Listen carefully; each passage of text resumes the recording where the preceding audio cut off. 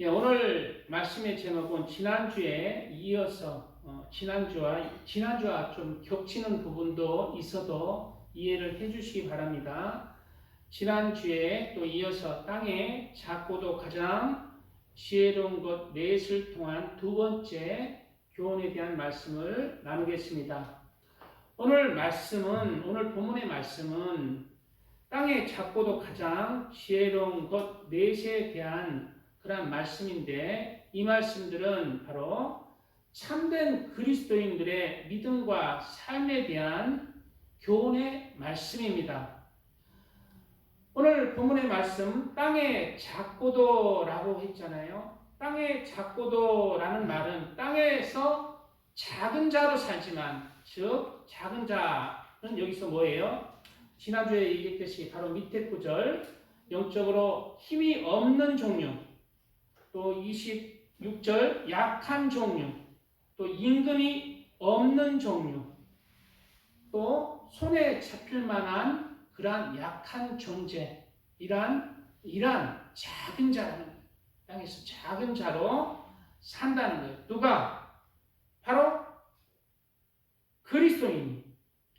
왜 그리스도인이 이렇게 땅에서 그리스도인이 작은 자이지만, 이렇게 작은 자이지만 예수님을 믿고 예수님과 함께 동행하는 자로 가장 지혜로운 자로 산다는 거예요. 가장 지혜로운 자. 우리 세상에서 가장 지혜가 누구라고 말씀하고 있어요? 머리가 IQ가 200이 넘어가는 사람이 가장 지혜로운 자입니까? 솔로몬이 가장 지혜로운 자입니까? 솔로몬은 지혜를 받은 자예요. 누구한테 지혜를 받은 자야? 가장 지혜로운 분한테 지혜를 조금 받은 자가 솔로몬이에요. 그럼 가장 지혜로우신 사람은 누구예요? 성경에 자는 사람이잖아요. 성경에 예수님이라고 나와요.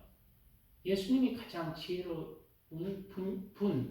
사람이잖아요. 자라고 나와요. 어디 나옵니까? 유대인은 표적을 구하고 헬라인은 지혜를 찾으나 우리는 십자가에 못 박힌 그리스도를 전하니, 유대인에게는 거리끼는 것이요, 그리스도가 유대인에게는 거리끼는 것이다 얘기예요.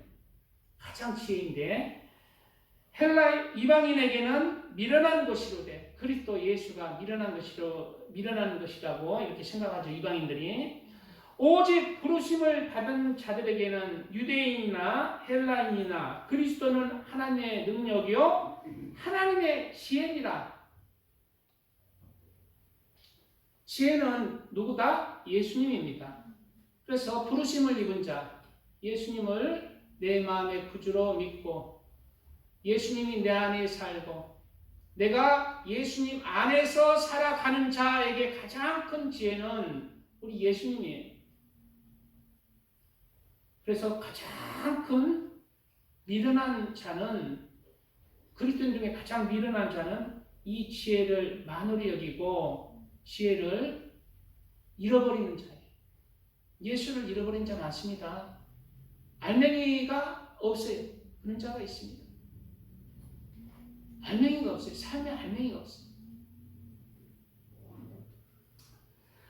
하나님이 보시기에는 가장 지혜로운 자, 즉 이 세상에서 진리의 가장 지혜로운 자는 바로 예수님을 믿고 가장 진리이신 우리 예수님을 믿고 진리의 길을 가며 생명의 길을 가며 그 길 안에서 구원을 받는 하나님의 사람들이 가장 지혜로운 자인 것입니다. 그러므로 오늘 본문은 네 가지 작고 힘없는 동물들을 통하여 구원받지 못한 무가치한 죄인이 된 사람들이 어떻게 예수님을 믿음으로 구원받아 가장 귀한 하나님의 성도들이 되고 하나님의 백성들이 되고 하나님의 자녀들이 되고 하나님의 신부들이 되고 또 친구가 되는지를 말씀하고 있어요. 다 예수님을 믿고 구원받아 다 완전히 틀려요. 예루살렘 그 아름다운 성 안에서 예수님과 하나님과 함께 살아가는 자가 있고, 또 바깥에서 하나님의 백성으로 살아가는 자가 있고, 다 완전히 다릅니다. 첫째로 오늘 개미에 대해서 말하고 있습니다. 곧 힘이 없는 종류로 돼 먹을 것을 여름에 준비하는 개미와, 개미가 열심히 이렇게 땅을 보면은 일을 하잖아요. 그것은 이제 먹을 것을 겨울에 대비해서 저축한다는 것입니다. 이와 같이 우리도 개미와 같이 힘이 없다는 거예요. 여기서 힘이 없다는 말은 지난주에 했듯이 바로 영적으로 힘이 없다는 말은 죄가 있다는 거예요. 죄가 있지만 우리가 사람은 다 죄가 있어서 영적으로 힘이 없어요. 천국에 들어갈 힘도 없고 마귀를 물리칠 힘도 없고 하나님 앞에 나아갈 힘도 없어요. 힘이 없는 종류이지만 먹을 것을 여름에 준비하는 개미와 힘이 없는 종류. 왜 사람이 힘이 없는 사람이 영적으로 되었을까? 하나님과 멀어진 힘이 없는 사람이 되었을까? 그것은 성경에 분명히 나오죠. 그러므로 한 사람으로 말미암아 죄가 세상에 들어오고 죄로 말미암아 사망이 들어왔나니 이와 같이 모든 사람이 죄를 지었으므로 사망이 모든 사람에게 이르렀느니라. 그래서 사람이 태어날 때부터 죄를 가지고 태어나잖아요. 그렇기 때문에 사람 안에서 이미 죄가 있어서 어렸을 때부터 전부 선하고 착한 게 아니야. 어린아이라고, 어린 아기라고 착한 게 아니에요. 어린 아기들도 똑같이 악이 있고 죄가 있는 상태로 태어난 거예요. 아담의 그 죄가 유전된 것입니다. 이리하여 모든 사람이 죄를 범하였으며 하나님의 영광에 이르지 못했다고 말하고 있잖아요. 힘이 영적으로 없어져 버리고 작은 자가 되었다고 말하고 있습니다. 그런데 이러한 힘이 없는 존재이지만 어떻게 힘이 있어서 가장 개미와 같이 여름을 준비하는 자가 되었어요? 그리스도 예수 안에 있는 속량으로 말미암아 하나님의 은혜로 값없이 의롭다 하심을 얻은 자 되었느니라 말씀하고 있어요. 예수님이 우리의 죄를 사해 줌으로 말미암아 우리가 그 예수님을 붙들고 그 안에서 살아갈 때, 즉 그 예수님 안에서 이제 마지막 심판 때를 준비하는 삶을 살아갈 때, 그 은혜가 우리에게 임한다는 것입니다.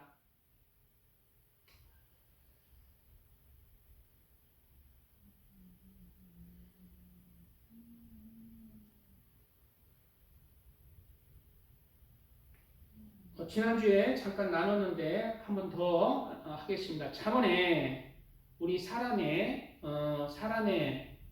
영적인 실상에 대해서 말하고 있는 구절이 있습니다. 바로 보증이죠. 내 아들아, 내가 만일 이웃을 위하여 담보하며 타인을 위하여 보증하였으면 내 입의 말로 내가 얽혔으며 내 입의 말로 인하여 잡히게 되었느니라. 우리가 이제 아담과 하가 처음에 사탄의 꾀임에 넘어갔잖아요. 그랬을 때 어떻게 넘어갔어요? 입의 말로 내게 얽혔으며 내 입의 말로 인하여 잡히게 되었느니라. 처음에 입으로 시작했어요. 입으로. 왜? 안에 죄가 없었거든요. 밖에서 귀를 통하여서 유혹에 넘어가 버린 거예요. 안에는 죄가 없었기 때문에 안에 유혹은 없었습니다. 그럴 때 죄에 넘어갔을 때 즉 담보로 잡히게 되었을 때, 내 영혼이 잡히게 되었을 때, 성경 말씀은 이러한 구절 어렵잖아요. 이러한 구절은 우리가 구원에 대한 말씀입니다. 보증 쓰라는 말씀이 아니라 보증 쓴 것 돈 열심히 일해서 갚으라는 말이 아니에요. 1차적인 말이 보증서 쓰면 열심히 일해서 돈 갚아라 이런 말이 되지만 어떻게 해요? 이 말에 2차적인 의미가 있어요. 우리의 구원을 어떻게 받는지. 우리가 사탄에게 이제 잡혔는데 지옥 갈 백성이 되었는데 어떻게 우리의 구원을 이루어야 되는지에 대한 말씀인 것입니다. 내 아들아, 내가 내 이웃의 손에 빠졌은즉 이같이 하라. 너는 곧 가서 겸손히 내 이웃에게 간구하여 스스로 구원하되. 스스로 구원해야 됩니다.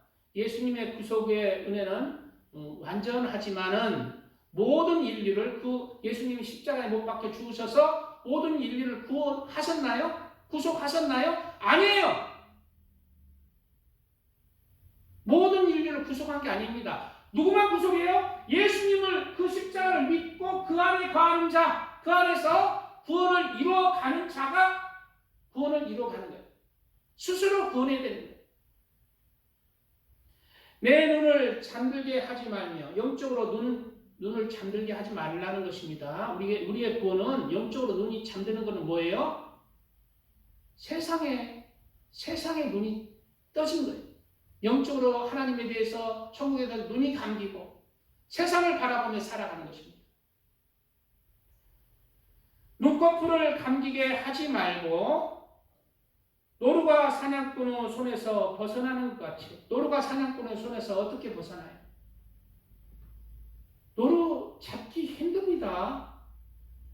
제가 한 2년 전에 저기 고모동에서 산에서 농사를 지르는데 고라니가 가끔 와서 고구마 순 심어놓으면 고구마 순 따먹고 다 죽어. 그냥 고구마 순 심어놓으면 고구마 순 따먹고 고라니가 그 다음날 가면은 다 고구마 순 연한 순만 다 따먹고 줄기만 남아서 다 죽어.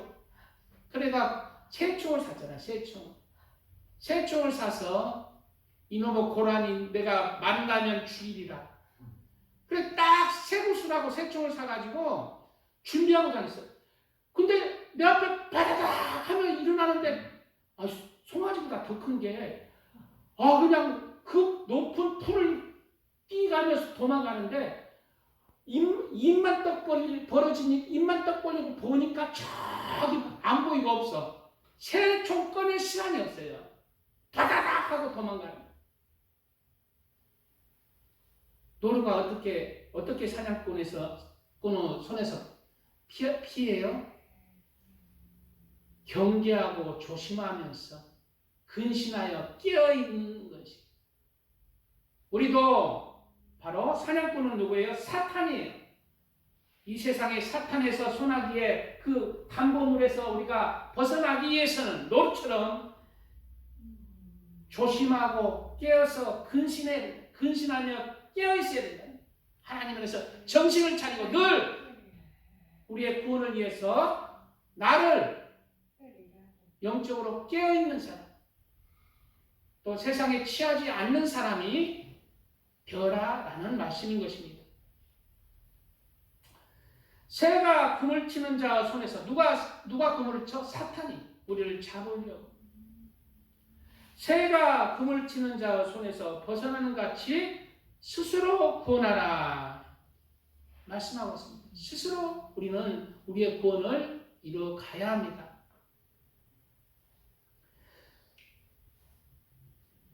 게으른 자여 개미에게 가서 그가 하는 것을 보고 지혜를 얻으라. 개미는 두령도 없고 감독자도 없고 통치자도 없으되. 개미가 두령도 없고 감독자도 없고 통치자도 없어요. 누구를 닮았어요? 우리 그리스도인을 닮았어요. 우리도 우리의 왕, 우리의 감독자, 우리의 두령, 우리의 통치자는 어디에 있어요? 하늘에 계세요. 보이지 않습니다. 그래 개미는 두령도 없고 감독자도 없고 통치자도 없을 때 먹을 것을 여름 동안에 예비하며 추수 때에 양식을 모으느니라. 이와 같이 우리도 예수님이 비록 내 눈에 보이지 않지만 천국이 보이지 않지만 그리스도를 믿음으로 말미암아 추수 때를 준비하는 자, 심판 때 내 영혼의 추수 때를 준비하는 자가 되어라는 것입니다. 게으른 자여, 내가 어느 때에 같이 누워 있겠느냐? 내가 어느 때에 잠이 깨어 일어나겠느냐? 게으른 자여, 바로 세상에 취해 있는 자, 영적으로는 잠이 든 자, 영적으로는 아무 자신의 영혼을 위해서 노력하지 않는 자, 게으른 자, 조는 자, 잠들어 있는 자, 내 영혼을 위해서 심판대를 준비하지 않는 자, 좀 더 자자, 좀 더 졸자, 좀 손을 모으고 좀 더 누워있자, 세상에서 좀 더 세상 것을 취하자, 세상 것을 벌자, 세상 것을 누리자 라는 뜻이죠. 내 빈궁이 강도같이 오면 세상 것을 취하자, 세상 것을 얻자 라고 했을 때 어떻게 해요? 내 빈궁이 강도같이 온다. 비록 육적으로는 물질을 얻었을지라도 내 영혼은 이제 껍데기만 남을 것이다. 내 영혼은 피폐해질 것이다. 내 권핍이 군사같이 이르리라. 내 권핍이 영적으로 아무것도 없다는 거예요. 이런 것을 경계하고 있습니다.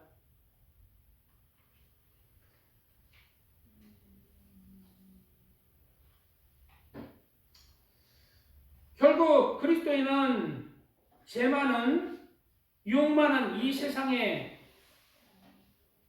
죄인으로 태어나서 죄인으로 살지만 우리가 개미와 같이 여름 동안 열심히 일해서 겨울을 준비하는 자, 즉 이 세상에 살아갈 동안 우리가 죄인으로 태어나 죄인으로 살지만 예수님을 믿음으로 말미암아 바로 우리의 영혼의 구원을 준비하는 자가 되어라는 교훈인 것입니다. 이러한 자가 바로 천국의 축복을 위해서 예배하는 자고 천국을 소유할 자입니다. 이러한 개미의 축복이 임하시기를 축복드립니다. 두 번째로 사반에 대해서 말씀하고 있죠. 사반 26절 약한 종류로 돼 집을 바위 사이에 짓는 사반과 첫째로 뭐라고 해서 사반이 여기서 어렵잖아요. 사반이 너구리 종입니다. 너구리는 이제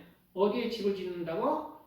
약한 종류. 너구리는 약한 종류는 그렇게 아닌데 또 강한 종류도 아니에요. 사자에 대해서는 약한 종류죠.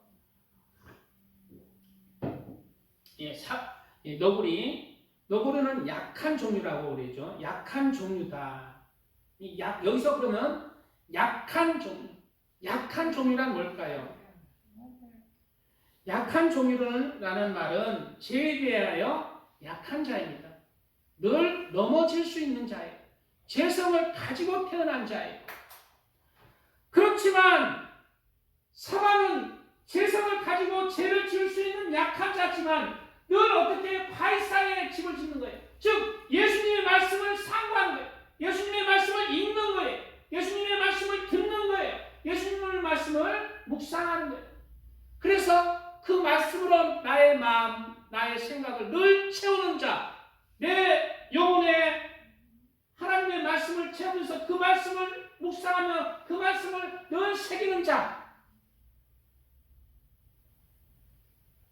바위 사이에 집을 짓는다는 것입니다. 든든한 구원의 반석의 집을 짓는다는 것입니다. 우리도 이렇게 사방과가 같이 재성을 가지고 태어나지만 이렇게 하나님의 말씀을 늘 사모하는 자, 읽는 자, 듣는 자, 실행하는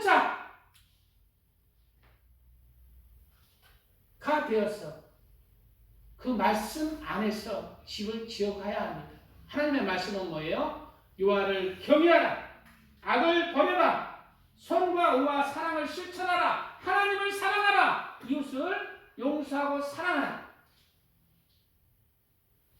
그것이 반석 위에 집을 짓는 것이에요. 우리는 약한 종류로 살아갑니다. 이 세상에 죄인이기 때문에 이 세상은 죄의 유혹이 있고 어둠의 유혹이 있고 돈의 유혹, 세상의 유혹, 물질의 유혹, 음란의 유혹, 거짓의 유혹, 이런 것들이 있어요. 늘 넘어질 수 있습니다. 사람은 약한 종류예요. 사람은 언제부터 약한 종류가 되었을까요? 사람은 언제부터 약한 종류가 되었느냐? 사람은 처음 만드실 때부터 약하게 창조되었습니다.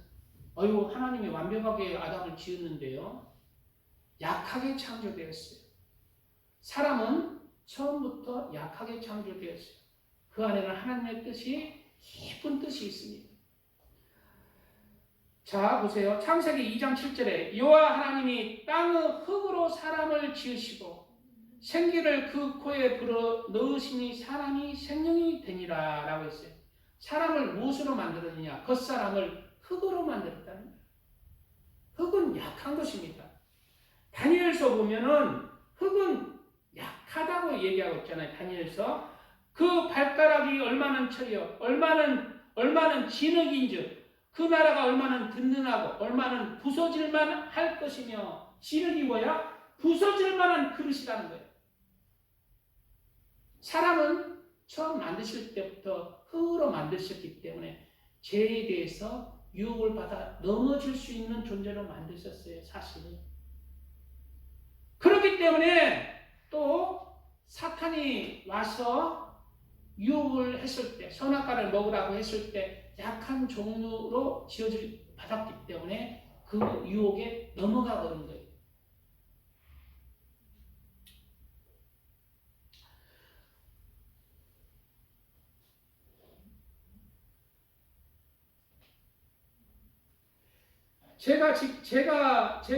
사람이 죄를 짓기 전에는 특별히 특징이 뭐냐면 부끄러움이 없었습니다. 벌거벗었지만 아담과 그 아내 두 사람이 벌거벗었으나 부끄러워하지 아니하니라. 이게 죄를 짓기 전이에요.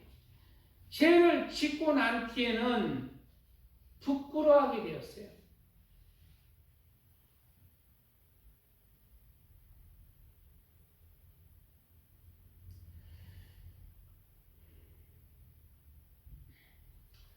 자, 여호와 하나님이 아담을 부르시며 그에게 이르시되 내가 어디 있느냐 이를 때 내가 동산에서 하나님의 소리를 듣고 내가 벗었으므로 두려워하여 숨었나이다. 예, 이 벗었다는 것, 벗었으므로 숨었나이다.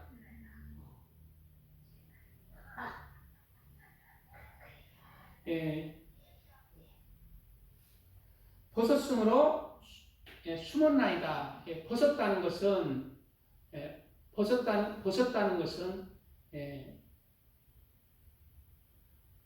벗어서 부끄러움을 안다는 것은 내 존재의 생명이 바로 죄가 들어와 버렸다는 것입니다.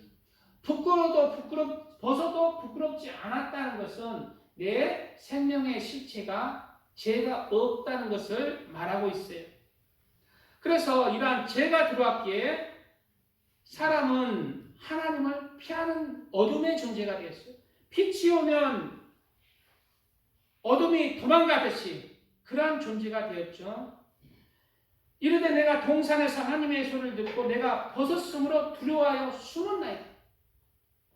이제 어둠의 존재가 되어버렸어요. 죄가 들어왔기 때문에. 빛이신 하나님이 찾았는데 숨어버리는 거예요. 어둠이 되어버린 거예요.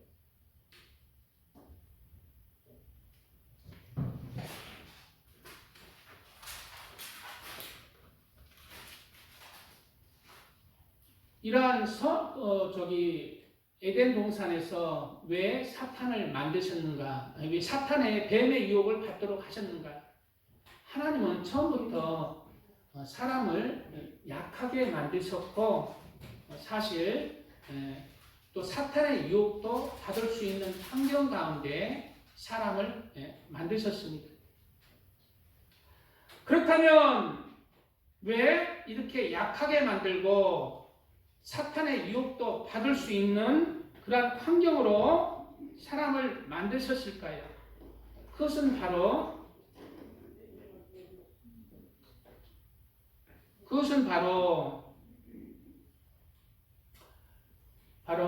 그러나 욥의 고백에서 나오죠. 그러나 내가 가는 길을 그가 아시나니 그가 나를 단련하신 후에는 내가 수문같이 되어 나으리라. 이런 환경 속에서 죄를 회개하고 돌이키면서 하나님 안에서 낮아지면서 주님의 말씀으로 나는 낮아지고 나는 죽고 죄는 죽고 주님의 말씀으로 살아갈 수 있는 그러한 하나님의 자녀로 만드시기 위해서 이러한 환경을 허락하셨다고 볼 수가 있습니다.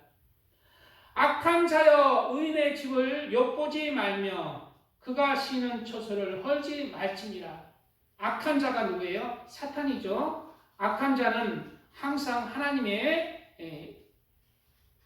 사람을 넘어뜨리려고 의인의 집을 엿보며 그가 쉬는 처소를 헐려고 한다는 것이죠. 대저 의인은 7번 넘어질지라도 다시 일어나려니와. 의인이 누구라고요?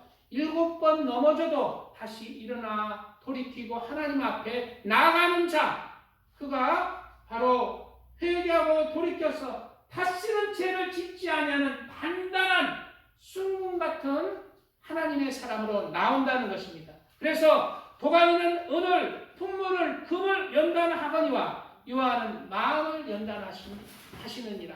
우리 마음을 연단해서 진실한 하나님의 아들이 되고 진실한 하나님의 백성이 되게 하시는 그러한 하나님의 섭리가 있는 것입니다.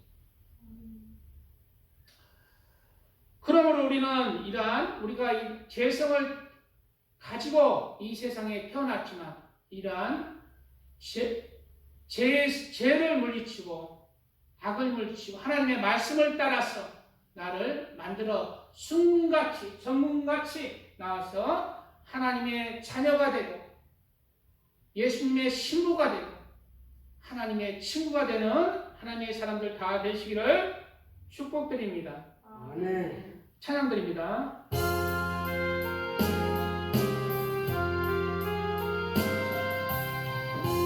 맡은 공주는 주를 높이고 문명을 부어놓고. 저 문 닫고 와요.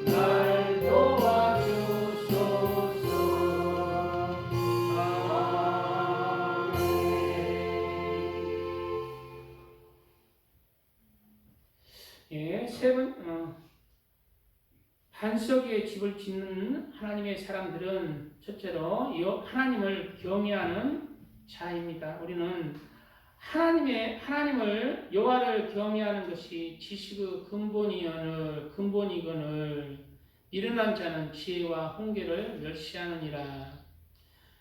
세상에 이제 하나님을 경외하지 않고 그냥 사기 거짓말하고 남을 등쳐먹고 남에게 해를 끼쳐서 나에게 이득을 보려고 하는 것, 그것이 이웃을 사랑하는 게 아니라 이웃을 미워하는 죄잖아요. 그것이 사람의 보기에는 지혜로운 건데 여호와 보기에는 가장 미련한 자예요. 그래, 미련한 자는 지혜와 훈계를 멸시하느니라. 그런데 이제 세상 사람이 보기에는 하나님을 경외하는 자, 세상 사람이 보기에 미련하게 거짓말도 안 하고 미련하게 정도를 가는 거예요. 주일날 돈 벌 수 있는데 타협을 안 하는 것. 세상 사람이 미련한 거죠. 세상 사람이 보기에는 미련한 거죠. 그러나 하나님이 보기에는 지혜로운 것이죠. 그게 지혜. 하나님 여호와를 경외하는 것은 뭐다? 지식의 근본, 지혜의 근본이에요. 우리 삶 속에 여호와를 경외하는 삶, 여호와를 경외하는 것은 악을 미워하는 것이다. 지악을 미워하기, 여호와를 경외하는 그것이 가장 지혜로운 삶이라는 것입니다. 반드시 우리의 삶에 그대로 심판들이 있으니 그대로 받는 거예요.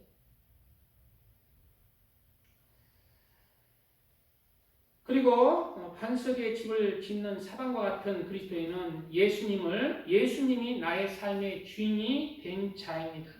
예수님이 나의 삶의 주인이 된 자. 예수님이 나의 삶의 주인이 된 자는 내 생각에, 내 마음에 예수님이 앉아 있어요.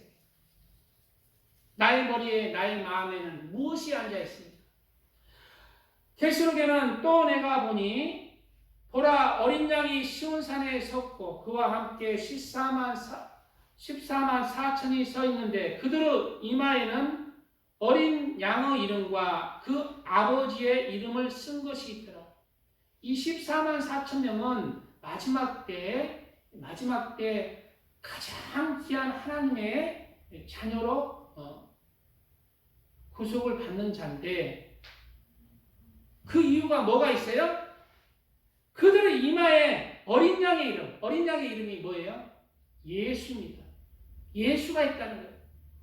그 이마에 예수가 있는 게 아니라 이마 속에 있는 거예요. 너 머리 생각 속에 예수가 주인이 된 거예요. 그 아버지의 이름이 있더라. 예수가 있는 자, 아버지가 있는 거예요. 예수가 있는 자, 내 머리, 내 생각, 내 마음에 예수가 있는 자는 하나님도 있는 거예요. 하나님 아버지도 있고. 예수가 없는 자, 하나님 아버지가 없는 거지. 아버지도 있고.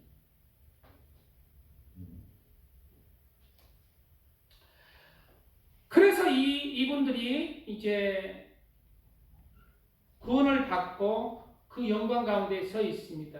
그래, 이러한 예수가 주인이 되었으니까 이분들의 삶이 어땠는지 밑에 구절 잠시 읽겠습니다. 내가 하늘에서 나는 소리를 들으니 많은 물소리와도 같고 큰 우레소리와도 같은데 내가 들은 소리는 검은 고 타는 자들이 그 검은 고를 타는 것 같더라.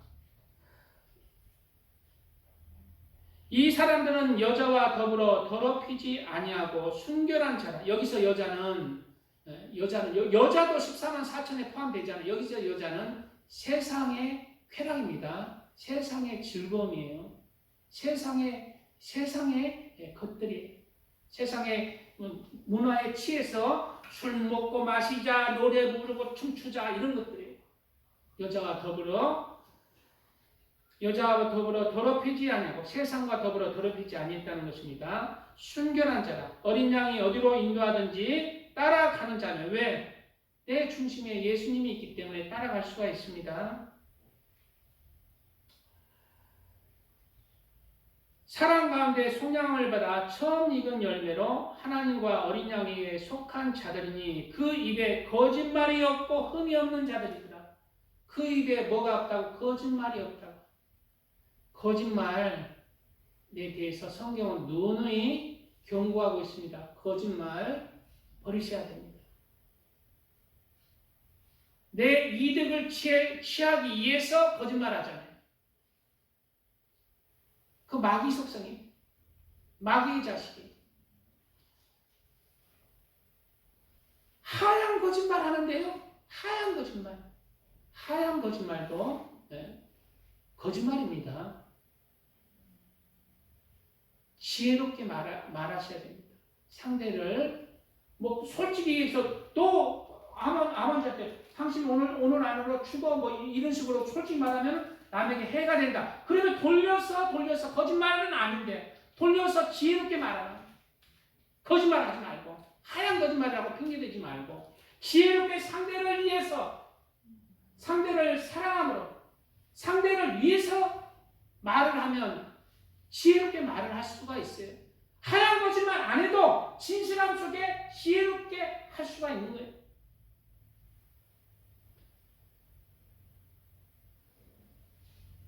그래서 의인은 상대를 세워주는 자, 상대를 일으켜주는 자, 상대에게 힘이 되는 자, 그런 말을 하는 자가 의인입니다.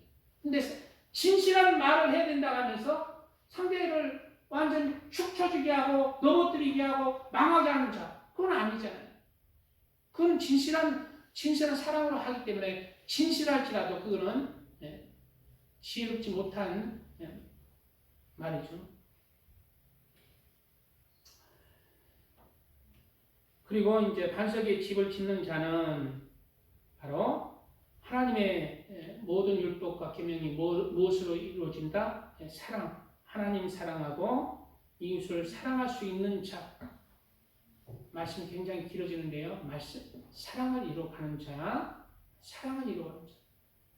하나님 사랑하고 하나님 사랑이 커지는 자가 가장 축복입니다.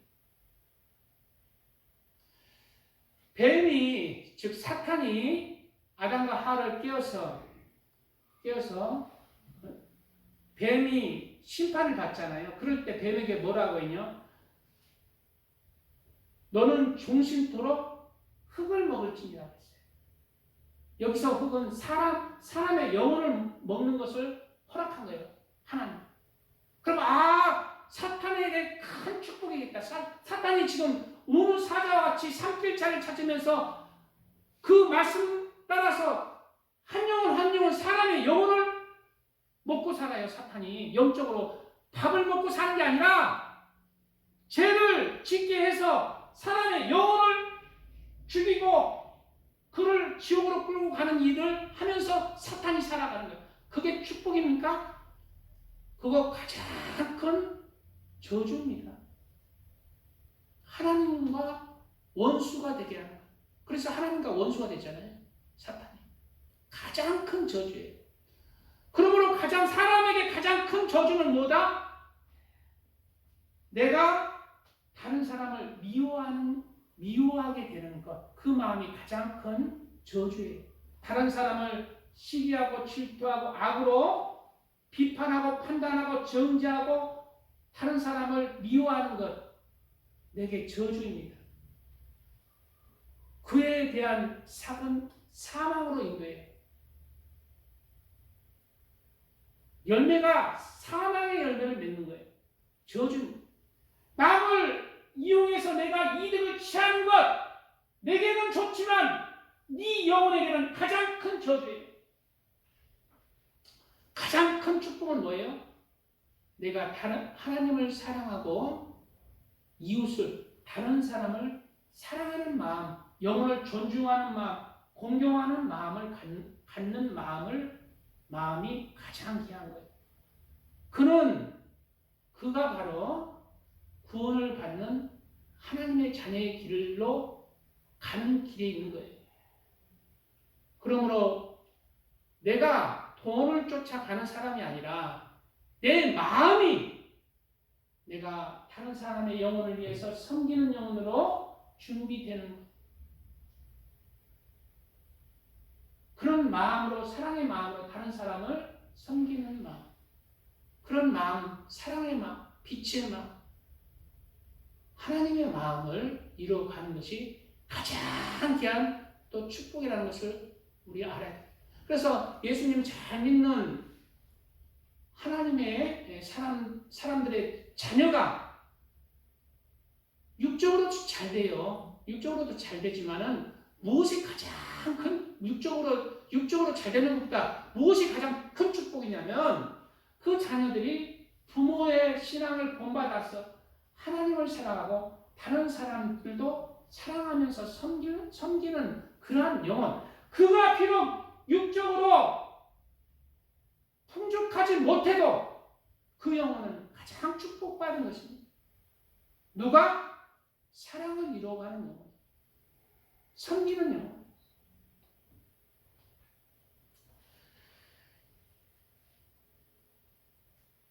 우리는 이러한 것들에 대한 하나님께서 마지막 때 하나님께서 심판할 자는 심판하시고 또 복을 줄 자, 축복을 줄 자, 상급을 주는 상급을 준다고 말하고 있죠. 그리고 하나님의 말씀을 또 반석 위에 집을 짓는 자는 그리고 늘 한 영혼을 위해서, 한 영혼의 구원을 위해서 노력하는 자로 살아야 됩니다. 왜냐하면 예수님께서 승천하시기 전에 마지막 모든 복음서에 부탁하신 거예요. 그러므로 한 영혼을 구원하시기에 예수님이 십자가에 못 박혀 죽었듯이 나도 한 영혼을 구원하기 위해서 나도 나를 죽이고 한 영혼의 구원을 위해서 노력하는 자가 가장 또한 축복받는 자입니다. 땅의 티끌 가운데서 자는 자 중에서 많은 사람이 깨어나 영생을 받을 자도 있겠고 수치를 당하여서 영원히 부끄러움을 당할 자도 있을 것이며, 수치를 당하여 영원히 부끄러움을 당한다. 그 부끄러움 좀 부끄럽고 말지 뭐. 그게 아니죠. 부끄러워서 너는 지옥에 갈 자가 많다는 거예요. 지혜 있는 자는 궁창의 빛과 같이 빛날 것이요. 지혜 있는 자, 하나님을 경외하며 하나님을 사랑하는 자. 많은 사람을 옳은 대로 돌아오게 한 자는 별과 같이 영원토록 빛나리라. 이러한 축복이 우리 성도님들에게 임하시기를 축복드립니다. 아멘. 세 번째, 오늘 세 번째 말씀 나누겠습니다. 사반에 대한 마지막 사반의 약한 종류로 된 집을 바위 사이에 짓는 사반과 결국 그리스도인은 죄 많고 유혹 많은 이 땅에 살지만 사반이 바위 틈에 집을 짓는 것처럼 하나님의 말씀을 듣고 읽고 묵상하고 책임으로 하나님의 말씀으로 내가 집을 짓는 자, 그가 반석 위에 주님 안에서 집을 짓는 자로 바로 천국을 준비하는 자라는 것입니다. 세 번째 27절 말씀, 메뚜기에 대한 말씀이 있습니다. 메뚜기, 임금이 27절 말씀이죠. 임금이 없으되 다 떼를 지어 나아가는 메뚜기를 닮는다는 거죠. 그래, 메뚜기가 특징이 뭐다? 임금이 없다. 임금이 없다. 임금은 누구예요? 우리의 왕이신, 진짜 왕이신 예수님이에요.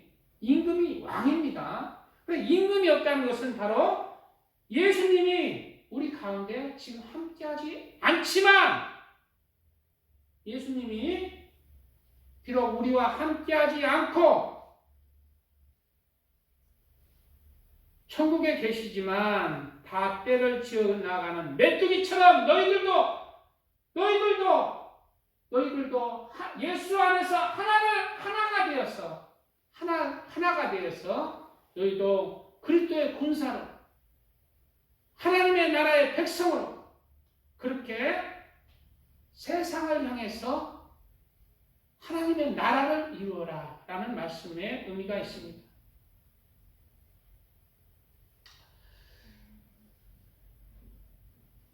너희가 다 믿음으로 말미암아 그리스도 예수 안에서 하나님의 아들이 되었으니, 예수님을 믿는 자는 다 하나님의 아들 안에서 아들이라는, 누구든지 그리스도와 합하게 하여 침례를 받은 자는 그리스도로 옷 입었느니라.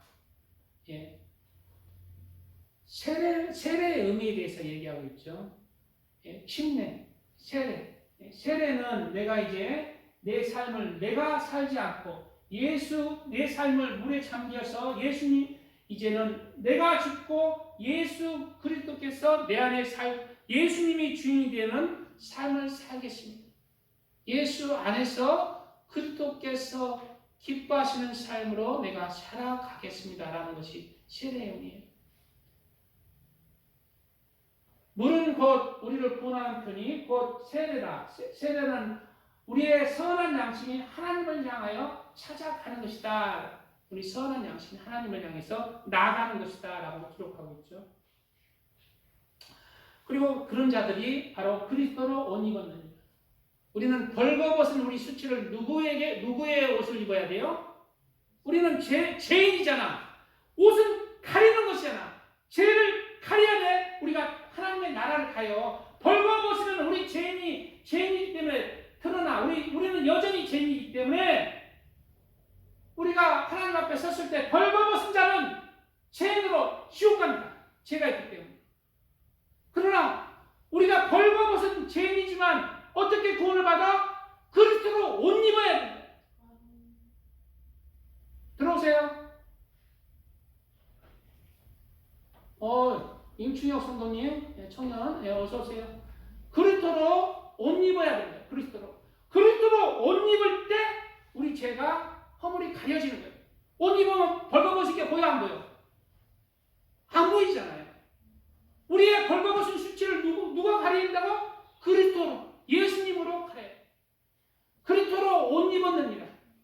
그리스도로 옷을 어떻게 입어요? 내가 하나님 안에서 선한 양심이 하나님을 향해서 찾아가고 그리스도가 내 안에 주인이 되었을 때, 나의 구세주가 되고 나의 주님이 될 때 내가 구세주로 그리스도로 옷 입는 거예요.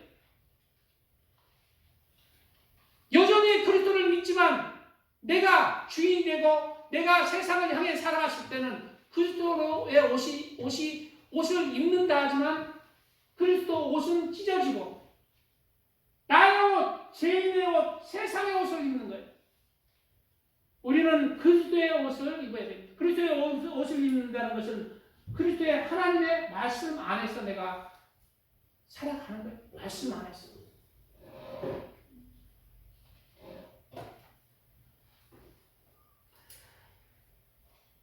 너희는 유대인이나 헬라인이나 종이나 자인이나 남자나 여자나 다 그리스도 예수 안에서 하나이니라. 우리가 하나라는 거죠. 너희는 하나다. 너희는 하나다. 너희는 하나로 연합해서 그렇게 하나님의 나라를 이뤄 나가라. 그리고 우리 성경에는 우리가 이제 그리스도 나 혼자 신앙생활 하면은 안 된다고 눈을 경고하고 있어요. 나홀로 좀 안 나가서도 안 된다는 거예요. 꺼져버려요. 두 사람이 한 사람보다 나음은 그들이 수고함으로 좋은 상을 얻을 것임이라. 혹시 그들이 넘어지면 하나가 그 동물을 붙들어 일으키려니와 홀로 있어 넘어지고 붙들어 일으킬 자가 없는 자에게는 화가 있으리라. 홀로 있는 자 많습니다. 나 홀로 나 예수님 믿었으니까 그냥 나 혼자 신앙생활 교회도 안 나가고 시간도 전략해 건금도 전략해 그냥 좋다 나 혼자 예수님 사랑합니다 하고 예배 드리는 사람 대부분 다 쭉정이 됩니다. 죽은 믿음 돼요. 하나님을 향해서 하나님을 위해서 드린 게 아무것도 없는 자가 돼요. 시간도 예배도 자기가 드린다 해놓고 텔레비 인터넷 설교방송 듣다가 졸다가 잠은 있고 그냥 어디 화장실 갔다가 그리고 결국 안 드리게 돼요. 그리고 진실한 예배도 아니에요. 두 사람이 함께 놓으면 따뜻하거니와 한 사람은 어찌 따뜻하랴. 두 사람이 그냥 추운 겨울에 부둥켜 안고 있으면 그래도 살아남는데 혼자 놓으면 죽습니다. 추운 겨울날. 한 사람이면 패하겠거니와 두 사람이면 맞설 수 있나니 세 겹줄은 쉽게 끊어지지 아니하느니라. 우리가 그리스도인들도 이제 하나로 모여야 합니다. 그리고 지금 하나로 모인 그 단체들이 교회잖아요. 교회를 함께 이뤄 나가는 그러한 신앙생활을 해야 돼요. 혼자 신앙생활하고 나는 한 주는 이 교회, 한 주는 이 교회, 한 주는 저 교회 가면은 그 신앙은 피폐해집니다. 함께 성령제들이 함께 장작부들이 함께 탈 때 함께 뜨거워지는 거예요. 교회에서 약한 자 돌봐주면서 또 위에 사람한테 배우면서 부딪히면서 교인들끼리 하나님의 은혜 가운데 믿음이 단단해져 가는 것입니다. 지혜로운 자와 동행하면 지혜를 얻고 미련한 자와 사귀면 해를 받느니라. 우리는 교회 안에서 하나님을 믿는 하나님의 자녀들과 함께 그렇게 신앙생활을 해나가야 합니다. 그럴 때 우리의 신앙이 더 뜨겁게 자라는 것이.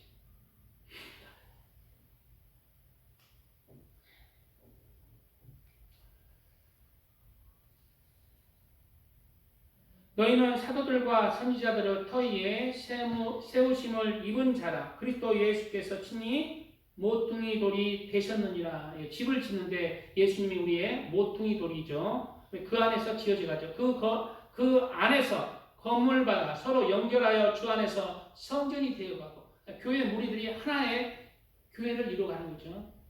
너희도 성령 안에서 하나님이 거하실 초소가 되게 하여 그리스도 예수 안에서 함께 지어져 가느니라. 자, 또 잠언에 이런 말씀이 있습니다. 내 아들아, 내 아비의 훈계를 들으며 내 어미의 법을 떠나지 말라. 내 아들아, 내 아비의 훈계를 들으며. 내 아버지가 누구예요? 하나님 아버지라고 할 수 있죠. 하나님 아버지, 예수님이죠. 영존하신 아버지라. 그는 영존하시는 아버지라 그러죠. 예수님보다 이사야서에. 성경 말씀이 아비의 훈계를 들으며죠. 내 어미의 법을 떠나지 말라. 어미의 법이 뭐예요? 어미의 법은 제가 봐서는 옛날에 나눔할 때 한 것 같은데 어미의 법을 떠지 말라. 교회예요. 교회. 어미는 교회입니다. 교회에서 하나님 안에서 가르치는 것들을 떠나지 말라는 것입니다. 그래서 교회가 어머니의 역할을 합니다. 사랑을 주고 섬겨주고 잘 자라게 하고 젖을 주고 교회가 그런 역할을 하는 게 해서 어떻게 해요? 하나님 아버지를 잘 섬길 수 있도록 그렇게 하는 거죠. 어미의 법을 떠나지 말라. 이는 내 머리에 아름다운 칸이요 내 목에 금사슬입니다. 영적으로 이제 이렇게 하나님 안에서 살아가는 자는 큰 영광을 받고 또 금사슬, 또 권세를 받는다는 의미가 있습니다. 그리고 한 가지 말씀드리고 싶은 거는 우리 이제 예수님을 잘 믿는 사람은 예수님의 신부라고 그러잖아요. 근데 개개인은 성경에 보니까 개개인은 신부가 없어요. 신부로 청함을 받은 자예요. 개개인 한 명 한 명은 청함을 받은 자. 혼인잔치에 청함을 받은 자가 개개인이에요. 그런데 혼인잔치에 청함을 받은 자 무리가 지어서 예수님의 신부가 되는 거예요. 계시록이 나옵니다. 그래서 우리 모든 교회 공동체가 예수님의 신부예요. 개개인은 뭐다? 혼인잔치에 청함을 받은 자예요. 일곱 대접을 가지고 마지막 일곱 재앙을 담은 일곱 천사 중 하나가 나와서 내게 말하여 이르되 이리 오라. 내가 신부 곧 어린 양의 아내를 내게 보이리라. 어린 양의 아내가 누군지 이제 나옵니다. 성령으로 나를 데리고 크고 높은 산으로 올라가 하나님께로부터 하늘에서 내려오는 거룩한 성 예루살렘을 보이니 하나님의 영광이 있어 그 성의 빛이 지극히 귀한 보석같고 벽옥과 수정같이 맑더라 말하고 있죠. 바로 새 예루살렘 성이 바로 예수님의 아내고 신부라는 거예요. 이 말이 뭔 말이냐면 새 예루살렘 성 안에 들어가는 하나님의 자녀, 모든 자녀의 무리들이 예수님의 신부인 것입니다. 그리고 그 한 분 한 분을 말했을 때는 혼인잔치의 청함을 받은 자가 되는 거죠. 이런 것을 우리가 잘 알고 결국 우리 그리스도인 메뚜기를 통해서 우리 그리스도인들이 하나님의 성도들로 모임에 함께하고 그리고 함께 천국을 준비하는 사람으로 그렇게 함께 할 때 그렇게 천국을 준비하는 삶 안에서 그렇게 살아가는 사람이 되라는 것입니다. 마지막으로 28절 마지막으로 이제 도마뱀이 나옵니다. 도마뱀. 손에 잡힐만 하여도 왕궁에 있는 도마뱀이니라. 바로 손에 잡힐만 하여도 왕궁에 있는 도마뱀처럼 그리스도인의 삶을 살아가는 것이죠. 영적으로 손에 잡힐만 하다는 것은 바로 뭐예요? 마귀가 잡아먹을 것 같은데 안 잡아먹기는 잘하는 거예요. 그만큼 약하다. 도마뱀도 약하잖아요. 쪼매해가지고 꼬리 살랑살랑 꼬리 딱 잡으면 잡힐 것 같은데 꼬리 쏙 빠져나가잖아. 잡으면 꼬리가 쏙 빠져나가잖아. 그리스도인도 마귀가 봤을 때는 저놈의 새끼 내가 죄로 인해서 넘어뜨려서 지옥으로 보낼 것 같은데 안 잡아먹히는 사람이 돼야 된다.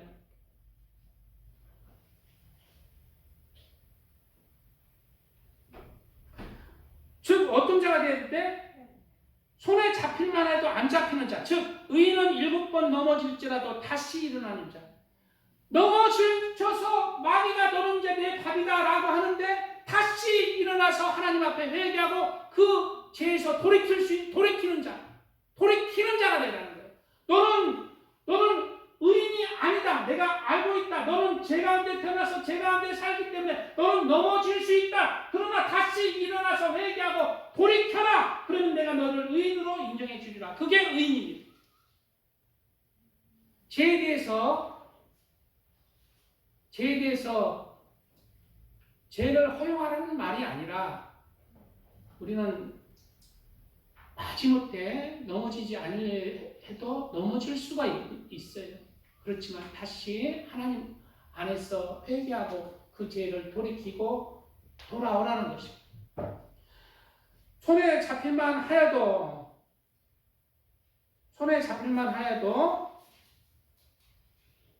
왕궁에 있는 도마뱀이나 왕궁에 있다는 거예요. 왕궁은 누가 사는 데냐면 왕이 사는 데입니다. 왕궁에 있는 도마뱀이라. 왕은 누가 산다? 왕궁은 왕이 사는데.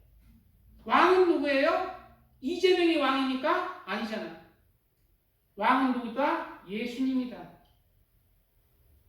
왕궁에 있는 자가 되라. 왕궁에 있는 자가 되라. 예수님, 왕이신 예수님이 거하는 곳이 왕궁입니다.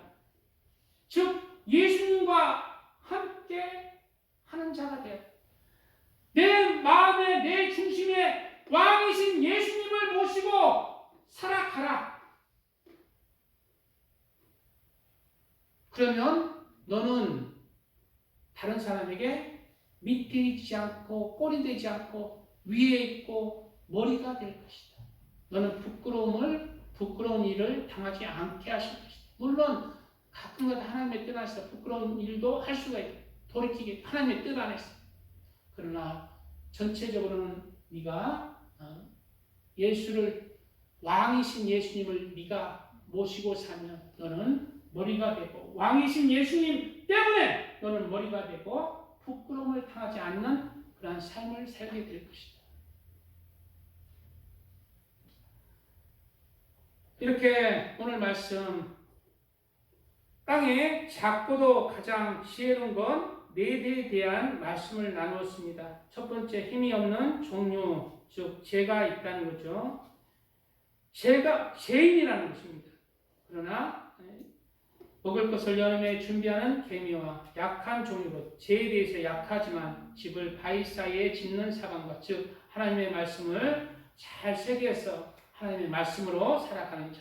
임금이 없으되, 즉 왕이신 예수님이 지금 보이지 않지만 성도들을 이렇게 교회를 이루어서 하나님의 군대로 함께 하는 자.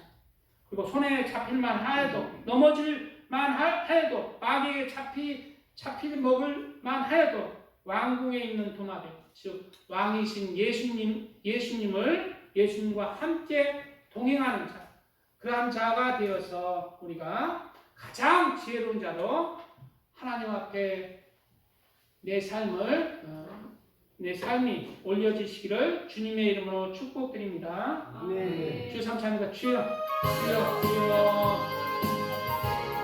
아버지 감사합니다.